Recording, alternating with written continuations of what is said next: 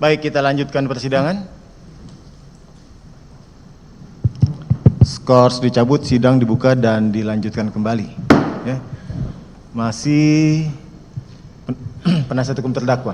Silakan dilanjutkan. Terima kasih Yang Mulia. Tadi terakhir soal alasan easy doing business ya, yang dapat saya simpulkan itu yang menjadi dasar dari deregulasi yang kemudian merubah ya Kepmenperindak 527 menjadi Permendak 117. Nah, sebelumnya tahun 2014 itu ya, itu ada Undang-Undang Perdagangan ya, nomor 7 tahun 2014.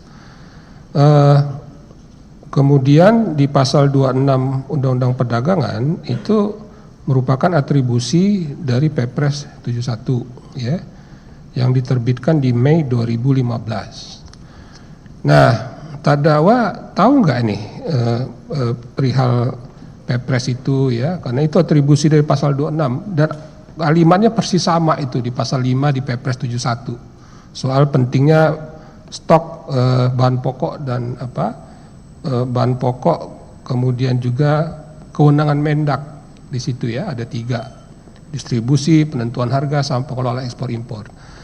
Bisa terdakwa ceritakan pada saat itu, karena ini 2015 Mei itu pada saat sebelum terdakwa menjabat sebagai Mendak. Silakan. Baik, memang saya ingat bahwa saya mengetahui mengenai Perpres 71 2015 dari menjelang awal-awal masa jabatan saya, karena begitu tinggi prioritisasi Bapak Presiden atas harga-harga pangan dan stok pangan ya. Dan saya juga ingat bahwa memang ini sering disebut sebagai dasar hukum, sebagai payung hukum dari banyak kebijakan dan tentunya juga aturan turunan yang kami susun, yang kami rancang dan kami undangkan, termasuk Permendak 117. Ya. Mungkin saya hanya bisa menambahkan pada kesempatan ini bahwa memang orientasi saat itu adalah pro pasar ya, dan pro bisnis ya, sebagaimana tadi sudah dijelaskan, menjadi satu tujuan penting Bapak Presiden langsung ya, untuk meningkatkan ranking Indonesia dalam indikator yang disebut EODB atau Ease of Doing Business, yang saat itu disurvei dan diukur setiap tahun atau secara berkala oleh Bank Dunia, World Bank. Jadi apapun kebijakan yang kita rumuskan, kita laksanakan dengan tujuan apapun, termasuk mengendalikan dan menurunkan harga pangan, itu harus ramah bagi iklim investasi, harus ramah bagi dunia usaha. Ya. Dan terakhir ya, sebagai contoh ya, kerjasama BUMN dengan sektor swasta itu adalah sebuah contoh ya, pelaksanaan atau perumusan sebuah kebijakan yang ramah bagi investor, ya ramah bagi investasi, ya baik untuk iklim investasi dan pemangkasan perizinan atau penyederhanaan aturan. Itu adalah aspek penting dari meningkatkan peringkat Indonesia sebagai sebuah destinasi investasi yang ramah bagi investor. Baik, tadi kan sempat di awal dikatakan sebelum pengangkatan pernah berkoordinasi dengan Presiden Jokowi gitu ya. Nah, terkait dengan kebijakan gula sendiri, apakah pada saat itu Presiden Jokowi ada memberikan arahan tertentu secara khusus ya? Ada nggak seperti itu? Tentu ada. Ya. Bapak Presiden Jokowi dikenal sebagai seorang pemimpin yang sangat turun tangan, sangat hands on, ya, sangat memperhatikan detail dan sangat aktif mengelola pemerintahan sudah menjadi pernyataan publik beliau, ya, bahwa beliau sering menelpon langsung kepada menteri, bahkan jam 11 malam, jam 1 pagi beliau masih suka menelpon menteri untuk menanyakan status sebuah kebijakan atau status sebuah tujuan kebijakan, realisasi dan sebagainya, ya. Dan sama halnya seperti banyak menteri yang lain, tentunya saya berkonsultasi dengan beliau baik dalam rapat resmi maupun secara informal, ya. Dan sekali lagi saat itu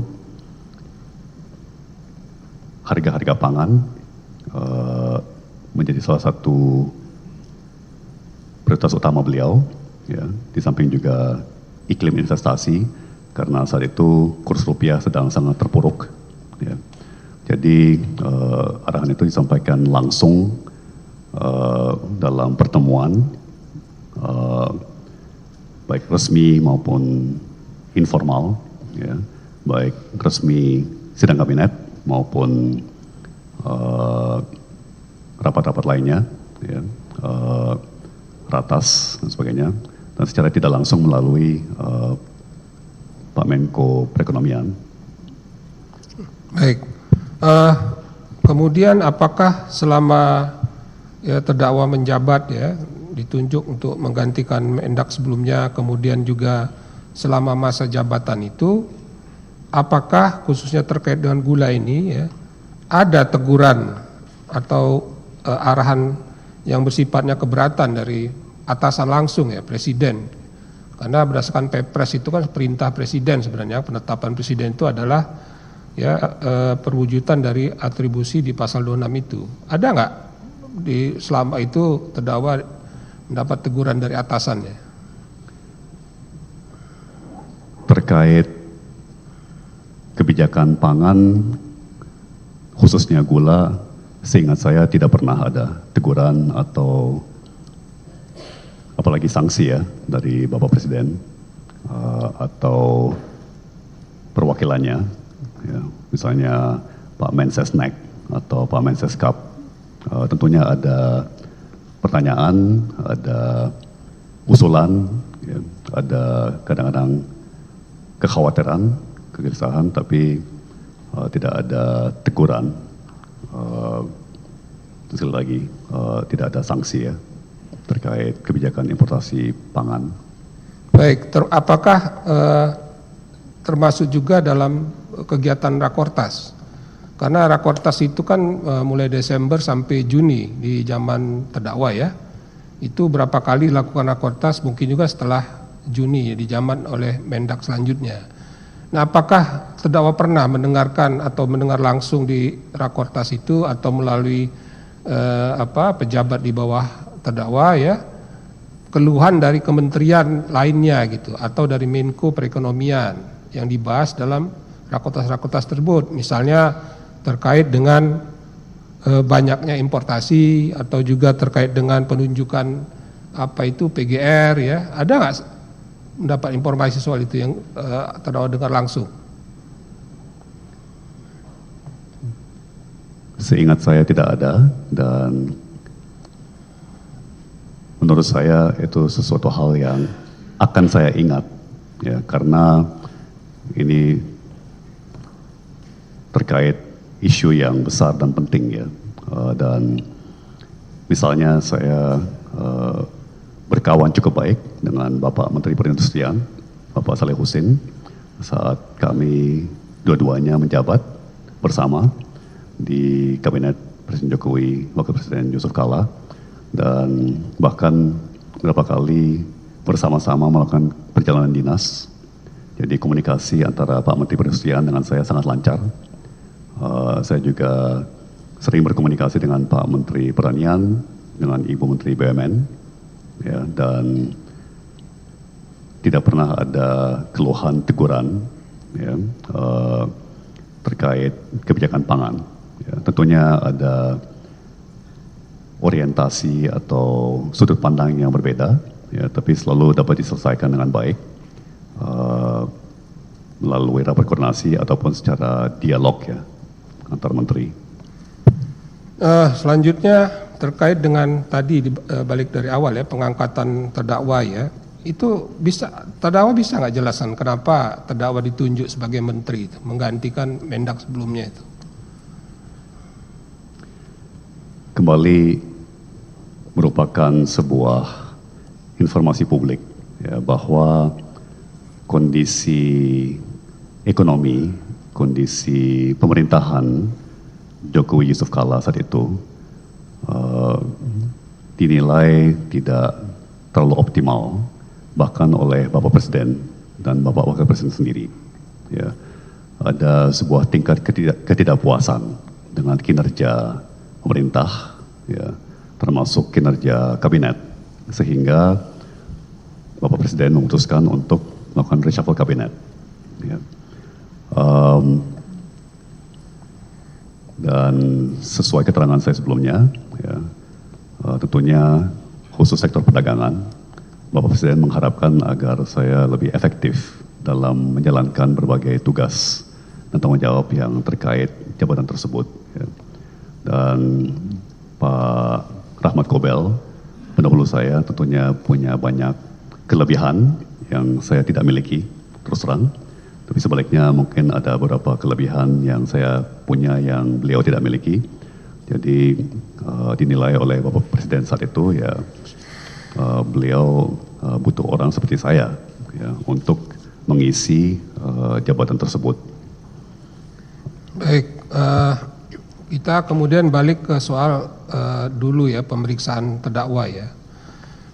Pada saat terdakwa ya diperiksa penyidik dulu ya, itu terdakwa tahu nggak terdakwa itu diperiksa sebagai apa gitu, sebagai pribadi kah atau menteri? Kemudian terdakwa tahu nggak perbuatan yang ditanya-tanya penyidik itu terkait dengan perbuatan sebagai Mendak atau pribadi itu? Bisa jelaskan?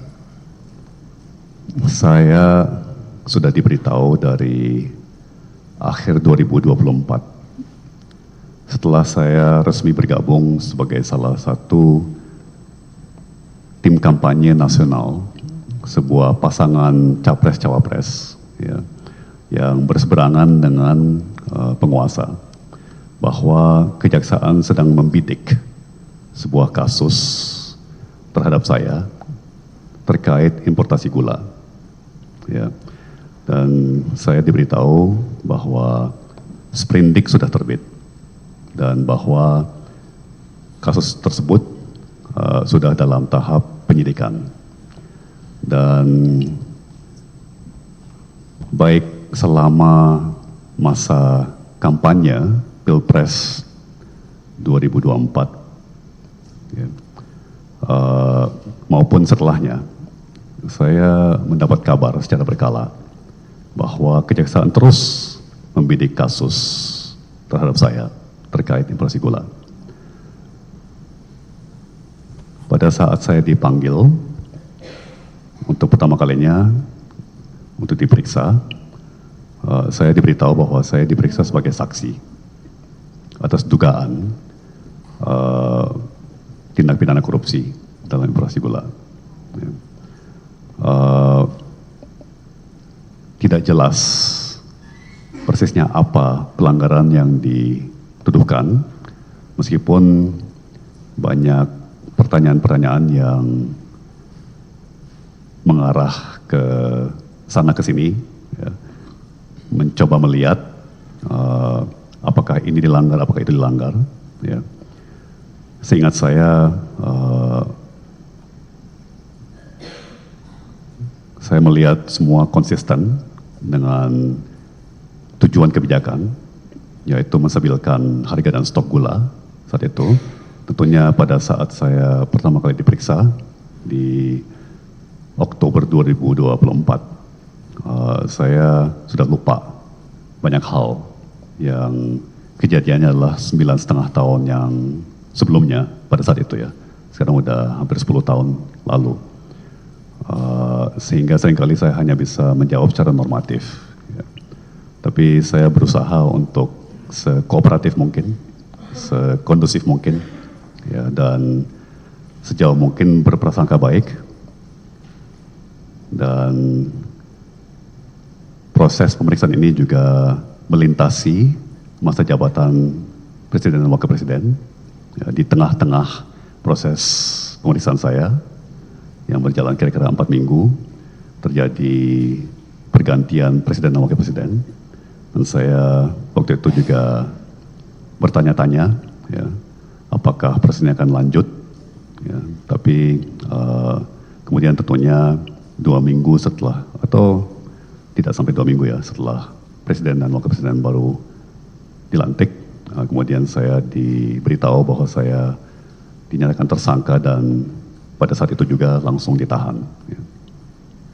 Jadi terdakwa mengetahui sebagai Mendak ya, jabat sebagai Mendak, dan peristiwa Betul. yang ditanya itu terkait dengan kebijakan saudara terdakwa Semuanya adalah pertanyaan-pertanyaan mengenai kebijakan-kebijakan, ya, keputusan-keputusan yang saya ambil sebagai Menteri Perdagangan. Baik. Di periode 2015 sampai Agustus 2015 sampai Juli 2016. Jadi tempus yang diperiksa waktu itu 2015 sampai 2016 selama terdakwa menjabat gitu ya. Betul. Nah, terdakwa mengetahui nggak ya pernah ada LHP BPK ya 2015-2018 ya itu dibuatnya 2018 tapi yang dilakukan auditnya 2015 sampai 2018 ya 2017. Nah, apakah terdakwa mengetahui itu isi LHP itu atau setidaknya pernah dikonfirmasi ke terdakwa karena pada saat itu terdakwa lah yang menjabat sebagai Mendak? Seingat saya adanya audit audit BPK atas kegiatan importasi pangan ya di 2015 sampai 2017 itu pernah diberitahu kepada saya waktu saya sudah pindah menjadi kepala BKPM. Ya, jadi saya masih terus mengabdi di kabinet Presiden Jokowi, Wakil Presiden Yusuf Kala sampai akhir masa jabatan 2019. Tapi dalam fungsi kepala BKPM ya, yang sekarang kita kenal sebagai Kementerian Investasi. Ya. Dan saya masih ingat, tapi saya lupa persisnya kapan, saya diberitahu bahwa di saat Menteri Pengganti, Menteri Penerus, memang ada audit BPK atas importasi pangan tersebut. Tapi saya tidak pernah menerima kopinya, dan saya juga tidak pernah dipanggil untuk diperiksa oleh BPK dalam audit tersebut. Dan dengan demikian saya tidak mengetahui isi audit BPK tersebut sampai proses pemeriksaan oleh Kejaksaan di 2024. Oh, jadi dulu nggak tahu, tapi sekarang terdakwa tahu nggak? Dalam proses hukum yang sedang saya jalani, saya menerima kopi daripada audit BPK tersebut. Ya karena di audit itu kan diberikan rekomendasi oleh auditor kan, dan itu disebutkan di situ telah dilaksanakan oleh Dirjen Daklu. Ya, meskipun itu dilaksanakan di 2018 ya, di zaman Pak Enggar itu. Ya. Mungkin kemudian, saya bisa sedikit tambahkan ya. Audit BPK tersebut menyorot beberapa kelemahan administrasi, khususnya terkait sistem INATRADE, ya, yang mungkin belum diungkapkan dalam persidangan, ya, belum sempat diungkapkan, adalah bahwa saat itu seluruh sistem pemerintahan, sistem digital, sistem IT pemerintahan sedang dalam sebuah transisi. Ya. Bea Cukai Bea Cukai _ Kementerian Keuangan sedang mengembangkan sistem yang namanya INSW, Indonesia National Single Window, ya, di mana Bea Cukai mengupayakan integrasi semua sistem-sistem kementerian-kementerian terkait seperti Kementerian Perdagangan, Kementerian Perindustrian, Kementerian Pertanian dan lain-lain, Kementerian Kesehatan ke dalam sistem bea cukai tersebut. Ya. Sistem INSW itu kemudian sesuai kesepakatan multilateral negara-negara ASEAN harus diintegrasikan kepada ASEAN Single Window. Ya. Dan di saat itu juga adalah awal mula tren yang kita kenal sekarang sebagai cloud computing. Ya, jadi kita baru sedang mencoba menggeser dari server komputer yang kita kelola sendiri ke cloud. Ya. Jadi memang sistem Inatrade pada saat itu boleh dibilang masih sangat primitif, ya, dan itu yang disorot oleh BPK dan dihimbau agar pengembangan sistem Inatrade tersebut dipercepat, ya, dan diperbaiki. Baik, apakah terdakwa membaca juga perihal apa yang disebut penyimpangan di LHP itu? Karena sebenarnya disebut juga kan perihal penunjukan kooperasi-kooperasi itu persis sama yang disebutkan di laporan audit pada saat ini BPKP, ya. Ya, perihal penunjukan Inkopkar, Inkopol, ya, Puskopol dan seterusnya itu. Betul, BPK dalam auditnya meragukan penunjukan koperasi dan asosiasi, lebih-lebih asosiasi petani tebu. Ya. Tapi BPK tidak pernah mengatakan bahwa penunjukan tersebut merupakan pelanggaran, ya, sebuah aturan atau mengakibatkan kerugian negara. Ya, artinya lagi pula waktu disebut juga di situ kan telah dilakukan rekomendasi, ya. Rekomendasinya sudah dijalankan oleh Dirjen Daklu pada saat itu. Betul. Sanksi administratif sudah diberlakukan kepada pihak-pihak yang bertanggung jawab, yang hemat BPK adalah di tingkat Dirjen. Bisa ditampilkan Permendak 117, ya.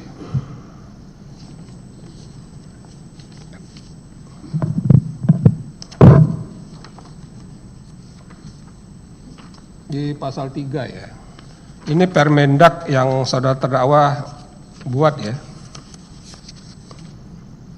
Ya, kalau di DPR itu yang buat undang-undang yang tahu DPR sama pemerintah, ya. Kalau ini kan saudara terdakwa yang nggak tahu, ya. Karena sebagai Mendak punya kewenangan membuat ini.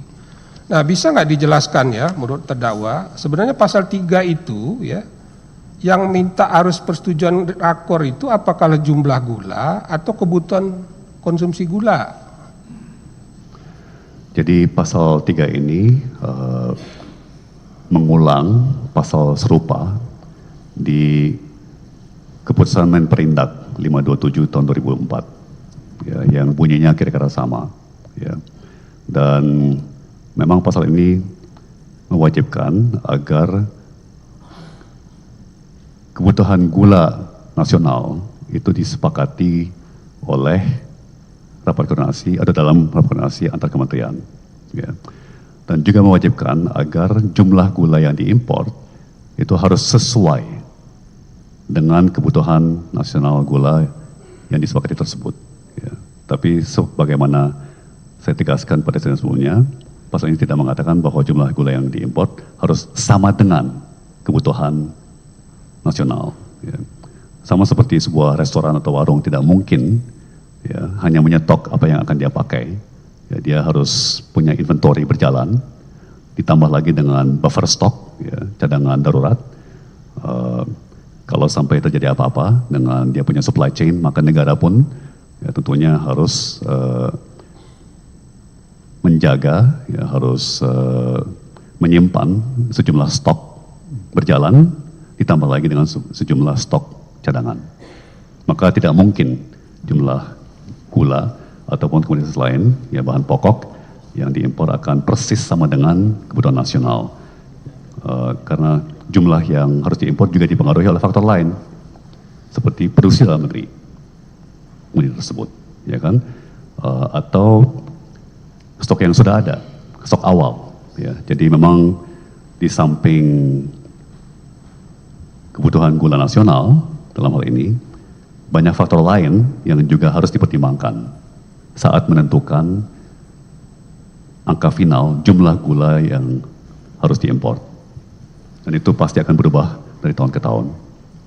Baik, jadi sebenarnya yang disepakati adalah jumlah kebutuhan 1 tahun atau nasional, ya. Sehingga nggak mungkin pula kalau impor, tiap impor mau rakor gitu, ya. Nah, kemudian lanjut di pasal 4, ya. Ini sebenarnya, ya, isi pasal ini kan disebutkan impor gula kristal putih, plantation white sugar hanya dapat dilakukan dalam rangka mengendalikan ketersediaan dan kestabilan harga gula kristal putih.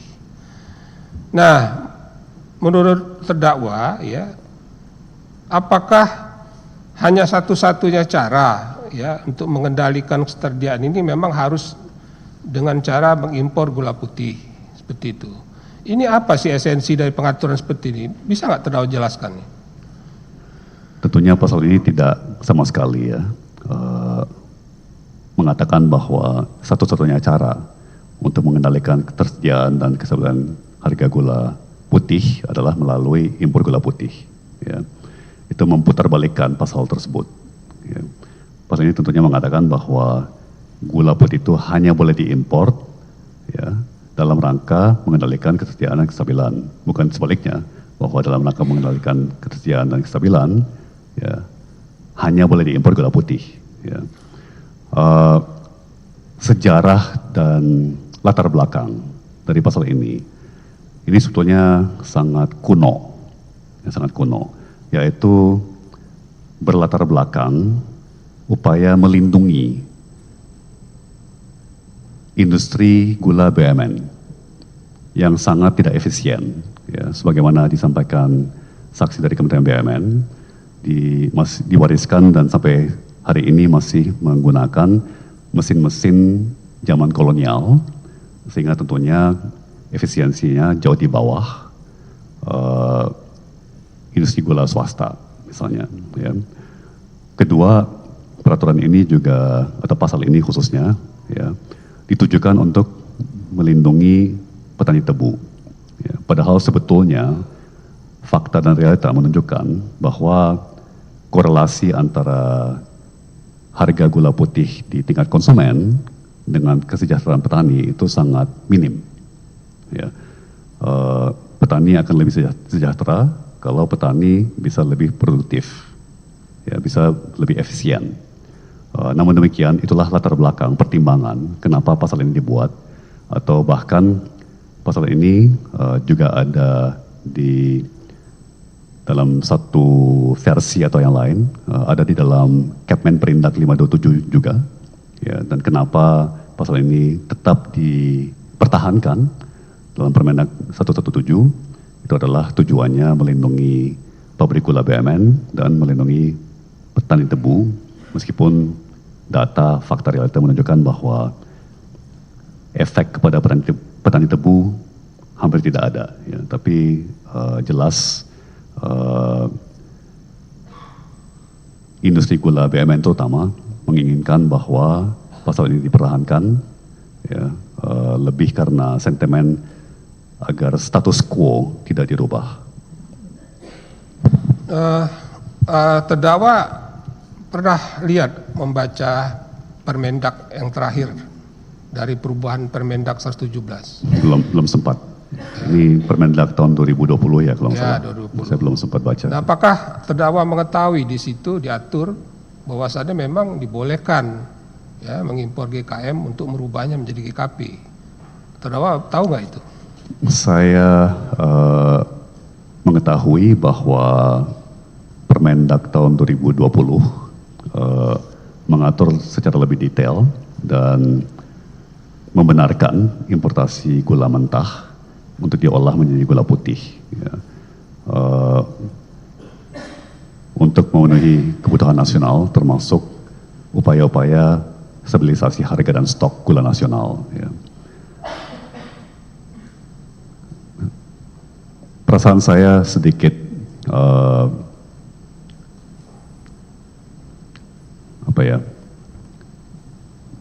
pro kontra, ya, karena meskipun Permendak baru lebih detail, ya, sehingga lebih jelas, ya, sangat kelihatan bahwa ini sudah meninggalkan semangat debirokratisasi dan deregulasi dan relaksasi yang didorong oleh Presiden Jokowi dan Wakil Presiden Yusuf Kalla di awal-awal pemerintahan Presiden Jokowi, ya. Karena semakin banyak aturan, ya, semakin mikro aturannya, ya, semakin kaku seluruh sistem, dan semakin banyak syarat-syarat ketentuan yang harus dicek oleh pelaku usaha.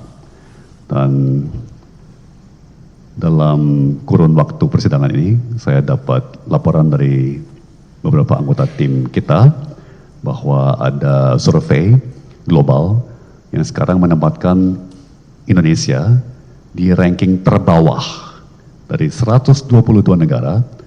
Indonesia menempatkan ranking terbawah di nomor 122 sebagai negara dengan aturan impor ekspor paling ribet, paling jelimet di dunia, ya. Dan orang masih bertanya-tanya kenapa industri kita menciut terus, ya, kenapa terjadi gelombang PHK, disusul gelombang PHK, disusul gelombang PHK, ya. Sangat jelas bahwa semakin jelimet dan semakin kakunya dan semakin mikro, ya, semakin micromanage, ya, semakin pretel-pretel aturan, ya, semakin tinggi biaya administrasi, biaya kepatuhan, ya, semakin kaku seluruh sistem perindustrian, dan semakin kaku juga pasar domestik, ya. Jadi meskipun mungkin memberikan derajat kejelasan yang lebih tinggi, ya, saya mengkhawatirkan bahwa gejala over regulasi, ya, sudah menjadi kebiasaan, ya, dalam pemerintahan belakangan ini. Baik, kemudian terkait dengan Perpres 71, ya, di bukti persetujuan impor itu kan terdakwa sebutkan sebagai dasar penerbitan PI, ya, dengan mengacu kepada surat menyurat, kemudian PKS yang pernah dibuat oleh PPI maupun koperasi tersebut. Nah, apakah terdakwa memang betul pada saat melakukan kebijakan itu memang berdasarkan Perpres itu, karena sementara ada aturan di bawahnya kan, ya, berupa Permendak 107. Bisa terdakwa jelaskan? Itu satu hal yang saya cukup ingat, ya, bahkan di awal-awal masa jabatan saya, ya, tentunya berbagai staf, ya, atau kawan yang berpengalaman di sektor pemerintahan mengingatkan untuk selalu menanyakan payung hukum dan dasar hukum dari semua keputusan kebijakan yang saya ambil. Itu sesuatu yang mendasar, ya, bagi seorang pejabat, dan ya, itu menjadi pertanyaan standar, ya, setiap kali kami merumuskan suatu kebijakan, apalagi menggunakan sebuah peraturan, ya. Dan memang meskipun saya tidak ingat persis Perpres nomor berapa, ya, tahun berapa, saya ingat bahwa staf saya selalu bilang, oh ya, sudah ada Perpresnya, ya, sudah ada Perpresnya, baru saja diterbitkan, ya. Dan saya ingat, ya, ini saya berterima kasih waktu itu dan sampai sekarang bahwa Sekretariat Negara disiplin dengan merumuskan arahan perintah Presiden untuk mengendalikan harga dan stok pangan menjadi sebuah peraturan Presiden, ya, sehingga payung hukumnya kuat dan dasar hukumnya ada, ya, dan dasar hukumnya terperbaharui, ya.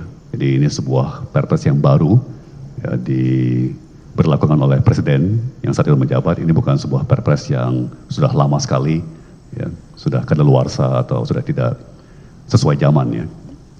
Itu yang saya ingat. Baik, terakhir dari saya, selama terdakwa menjabat sebagai Mendak, ya, kemudian khususnya untuk melakukan pengadaan gula ini, ya, apakah terdakwa, ya, selama itu mendapatkan laporan dari jajaran atau pejabat struktur yang ada di bawah terdakwa? Ya, saya mendapat laporan berkala dari jajaran yang tentunya merupakan produk daripada staf mereka, ya. Baik secara tertulis, secara paparan, maupun secara lisan di berbagai kesempatan. Terakhir sekali lagi ya, bisa nggak mungkin secara singkat, sebenarnya apa yang benar-benar menjadi core tugasnya menteri itu, khususnya Mendak ini? Tentunya menjaga kestabilan dan kondusifnya perniagaan dalam negeri, ya, di mana itu termasuk dalam cakupannya adalah rantai pendistribusian, rantai pasok, tingkat stok yang memadai untuk semua bahan pokok dan barang penting, mengembangkan sarana perdagangan, baik peringkat keras maupun peringkat lunak, dan menjalankan kebijakan perdagangan luar negeri, antar negara, perdagangan internasional, dan juga merundingkan perjanjian-perjanjian perdagangan internasional, ya, dan di luar itu tentunya membantu Presiden dalam semua urusan yang berkaitan dengan sektor perdagangan. Sebagai pembantu presiden ya. Sebagai pembantu Presiden. Baik, cukup dari saya.